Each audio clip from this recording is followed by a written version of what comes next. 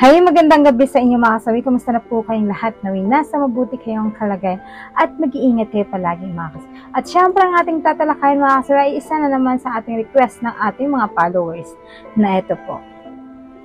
Dear advisor ng mga pusong sawi, request ako since malapit na ang Valentine's. San usually gusto ng isang babae na i-date siya ng jowa o asawa, live-in partner niya.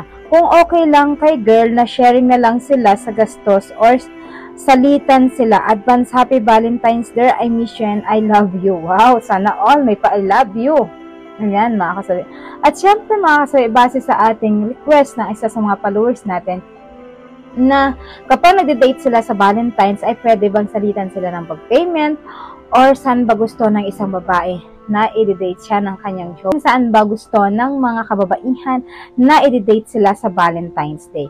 For me kasi mga kasawi is totoo naman yon. Kapag ka Valentine's Day niya, yung mga babae is nagkakaroon ng expectation, lalo na pagdating sa kanilang taong mahal nila. Syempre for me, sa yes, pwede naman mangyayari yon, pero depende pa rin sa inyo kung ano yung gusto ninyo para doon sa inyong minamahal. Pwede mag-effort kahit na hindi ganun kamahal yung effort na gusto mo, na surprise mo para sa iyong asawa is okay lang yun. Kasi ang pinaka-importante naman mga kasawi is yung magkasama kayo ng buong araw ng Valentine's. Sabi ko nga sa inyo, hindi naman kasi mahalaga yung may regalo ka or kung ano man ang isi-surprise mo. Ang pinaka-importante is dito is yung magkakabanding kayo, tapos wala kayong away na magka-Valentine's, kasi may ibang couple na nag-aaway pa bago mag-Valentine's, tapos pagdating ng Valentine's is nag-aaway pa rin. So, ibig sabihin na baliwala yung aspeto ng pagmamahalan as of Valentine's Day. So, para sa akin kasi, ang pinaka-importante para sa akin talaga is yung kasama ko yung taong mahal ko. Yung kahit hindi man niya ako bigyan ng gift, kahit ano lang, okay na sa akin yung sapat na yun, na mahalaga, nag-e-effort siya sa oras, ayan, na mahalaga na magkasama kami. Diba mga kasawi? Yun naman ang pinaka-importante.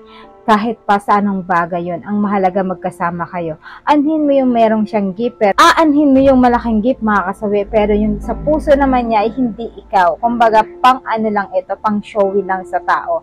Kaya mas gugustuhin ka pa na wala man itong ibibigay sa akin is okay lang. Ang mahalaga is na andyan siya para sa akin mga kasawi.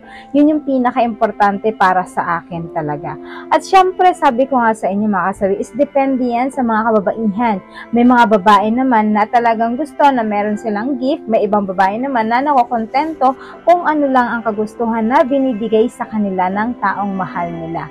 Kasi yun naman talagang pinaka-importante, yung maipadama natin sa kanila na mahal natin ang isang tao mga kasawi. Hindi yan dahil lang sa nababatay kung ano yung regalo mo para sa kanya. Ang pinaka-importante dito ay kung paano mo siya mahalin, yung tapat ka para sa kanya, at i-assure mo sa kanya na kahit wala kang regalo, na kung ano man ang hindi mo inibibigay sa kanya, ay masecure mo sa kanya na talagang siya lang ang babae para sa iyo mga kasawi.